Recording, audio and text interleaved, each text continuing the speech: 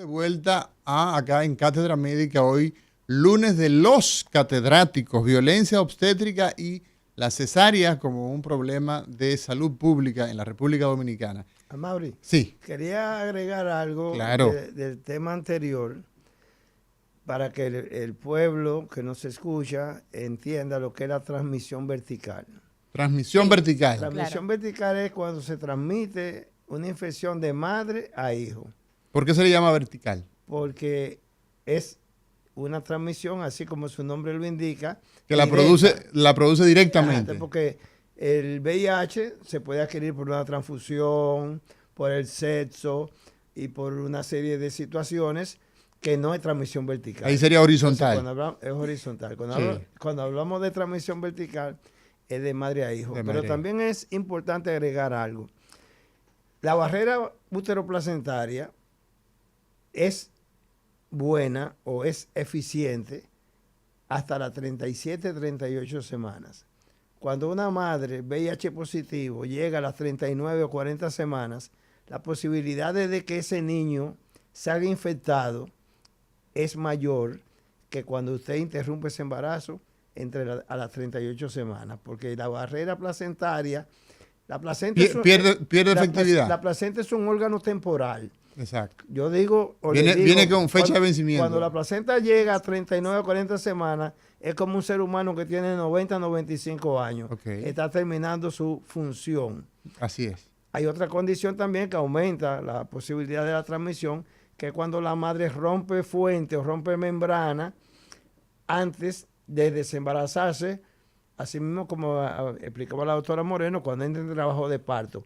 O sea, con las contracciones uterinas, la ruptura prematura de membrana, amniótica, todo eso, y el envejecimiento y la prolongación del embarazo favorecen la transmisión vertical.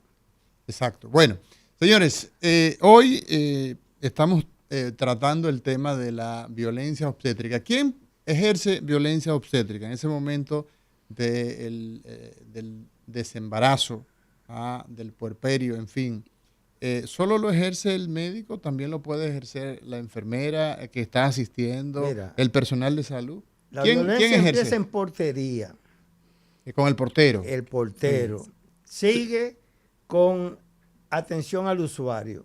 Continúa con la enfermera, el camillero, el médico, la seguridad. La violencia obstétrica la puede ejercer cualquiera de los actores que intervienen en la asistencia de esa embarazada. Pero esa es la violencia en los hospitales. Al principio hablábamos de la violencia en el hogar, de la violencia en la escuela, de la violencia en la misma sociedad. O sea, la violencia obstétrica no se puede ver exclusivamente como el término que Moreno decía, es duro, es fuerte, porque cuando tú le pones violencia obstétrica, usted está infiriendo o está incriminando de una manera u otra a los tetras, porque los tetras es el que atiende a la mujer embarazada y podría decirse violencia en la embarazada y no violencia obstétrica. Yo estoy más de acuerdo con utilizar violencia durante el embarazo, el parto, el puerperio, porque cuando usted le pone el apellido obstétrica, usted me está diciendo que yo como obstetra soy el responsable.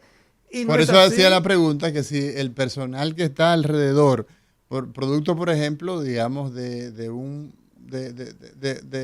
uso inadecuado de palabras, por ejemplo, utiliza de forma verbal una agresión, eso pues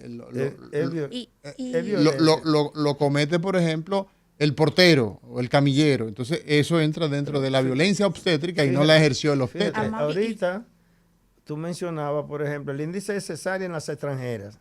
Sí. El no aplicar un consentimiento informado donde usted le informe a esa usuaria por qué la va a operar, qué riesgo tiene esa cirugía. Que sea justificada. ¿Qué justificaciones usted está utilizando para esa cirugía? ese simple hecho de no aplicar un consentimiento informado ya es una violencia. Usted está violentando los derechos de información que tiene esa usuaria, no importa la nacionalidad que tenga. Pero ahí hay aspectos bastante interesantes, doctor Justo Nicasio y Yudelki Moreno, porque habría que evaluar entonces todo el panorama, porque muchas veces el problema de la barrera idiomática en la que tú no tienes posibilidad de traducir y el hecho de no haber tenido la posibilidad de encontrarte con esta mujer en ningún momento, excepto ya pariéndose en labor de parto, es un tema a discutir. Ahora, me gustaría saber, por ejemplo, cuando yo estaba entrenándome como médico interno y estábamos haciendo ese tránsito por los hospitales de maternidad, veía, bueno, venía la mujer y de inmediato, pues era automático, se le hacía la episiotomía y no se le preguntaba a nadie. Eso es una violencia obstétrica. No sé. Entonces, ¿qué es la episiotomía para la gente que nos está viendo, nos está escuchando? ¿Y por qué entonces la episiotomía se considera una violencia obstétrica? Sí, realmente la episiotomía, ¿Qué ya es? en términos común, es Sí. cuando cortamos para ampliar el canal del parto. Entonces, cortamos vagina. Cortamos la vagina, los músculos del perine para ampliar el canal del Es parto. Y abrir un poco el camino de salida. Exacto, facilitar entonces la expulsión del producto. Sí. Ya en los últimos tiempos se está hablando de episiotomía restrictiva, o sea, evitar las episiotomías y hacer la episiotomía solo en los casos que sea necesario y no hacerlo de rutina. Cuando usted hace una episiotomía, entonces, en una paciente que lo hacemos de rutina y que no le informamos a la paciente que le vamos a hacer una episiotomía, se considera una violencia obstétrica. O sea, te digo, este término acuña muchas cosas, pero la violencia obstétrica, y estoy de acuerdo con Nicasio, yo me encuentro la palabra muy dura y chocante precisamente por el tema de la obstétrica, porque todo el mundo se enfoca en esa violencia que va a tener el médico ginecólogo a la paciente. Sin embargo, podemos decir que lo que está definido en violencia obstétrica también tiene una repercusión en el sistema de salud. En todo el mundo. Claro, las autoridades sanitarias también tienen sus repercusiones en la violencia obstétrica. Por ejemplo, cómo están construidas las salas de parto de nuestros hospitales. Aunque se ha tratado de modificar, pero por el volumen de pacientes que se manejan en hospitales y la deficiencia de personal de los hospitales, tenemos salas de parto que son comunes. Y entonces, cuando usted tiene una sala de parto común, en humanización de los servicios, entonces usted está cometiendo una violencia obstétrica. Claro. Y No hay un forma. acto que debe ser privado. No, que debe y no ser- es un factor modificable por el personal de salud ni por los tetras. Sí. Es lo que tiene el sistema. Sin embargo, acuñamos el término de violencia obstétrica como que todas las repercusiones tienen que Está ver en el con obstetra. con el obstetra. Está ¿De con el acuerdo? jefe del equipo. Otra pregunta, Justo Nicasio, Yudelki Moreno, ginecobstetra hoy, dándole y poniendo los puntos sobre la I en este tema interesante de la violencia, en ese momento del parto, en ese momento en el que la mujer está desembarazándose y todo lo que tienen que ver con este elemento. En esa etapa también recuerdo que cuando pues la mujer llegaba con, ¿cuántos centímetros tiene? Tiene 6 centímetros, está pariéndose la mujer, venga, para la camilla y vamos a parir, y puja, y puja. Poner a una mujer a parir con dolor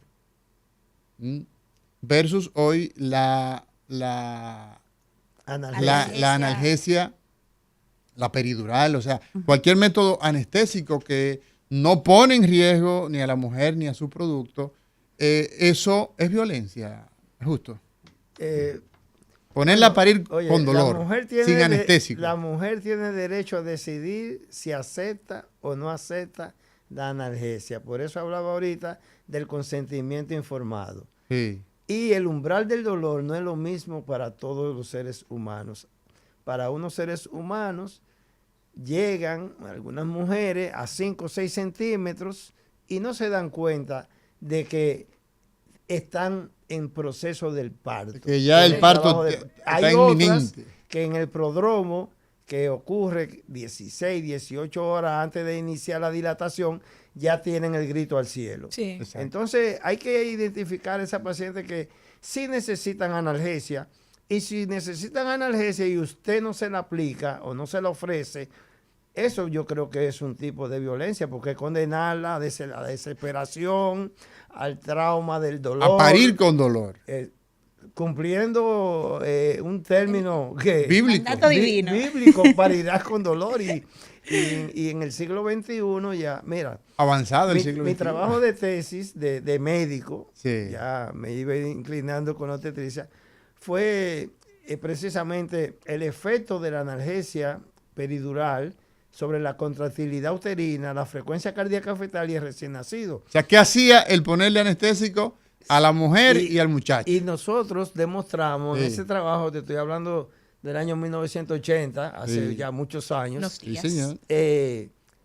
concluimos en ese estudio que el trabajo de parto se acortaba. O sea, que era más rápido. Ajá, que reducíamos el índice de cesárea también, Sí. porque había menos desesperación. Que la relajación que produce la analgesia favorece que el parto o el bebé nazca más fácilmente que en una mujer que tiene un dolor desesperante y Todo el que mundo está produciendo estresado. una contractura pélvica que produce lo que nosotros llamamos una distosia de las partes blandas. Exacto, eso está todo rígido, hay estrés por todos lados. En el parto intervienen la parte ósea, que es la pelvis, y la parte blanda, que es el cuello del útero y son los músculos del periné.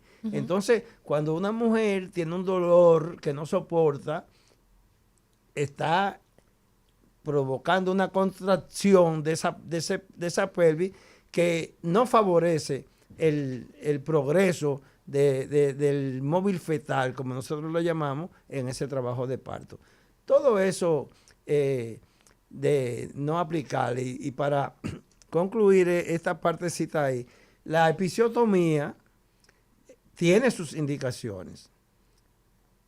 Tiene sus indicaciones, pero hay que informarle a la paciente. Tiene 3 objetivos la episiotomía, que es acortar el trabajo de parto, ensanchar el canal del parto y ampliar el canal del parto. Lo amplía, lo acorta y lo endereza.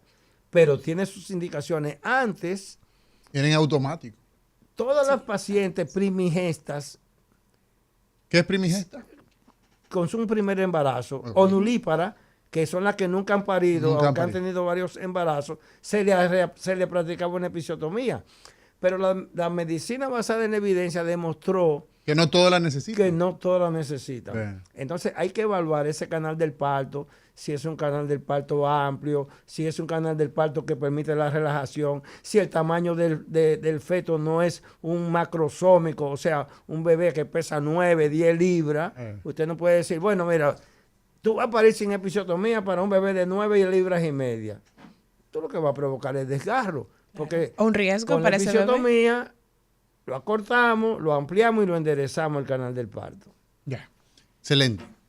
Tenemos que irnos a una pausa, pero al regreso me gustaría aclarar algo o abundar el tema de la sobrecarga que tienen los hospitales materno-infantil en el país y cómo influye esto a que el personal en sentido general no pueda brindarle quizás la atención humanizada que requieren las pacientes que allí se acercan, y eso se puede interpretar como una forma de violencia. Vamos a la pausa y retornamos de inmediato.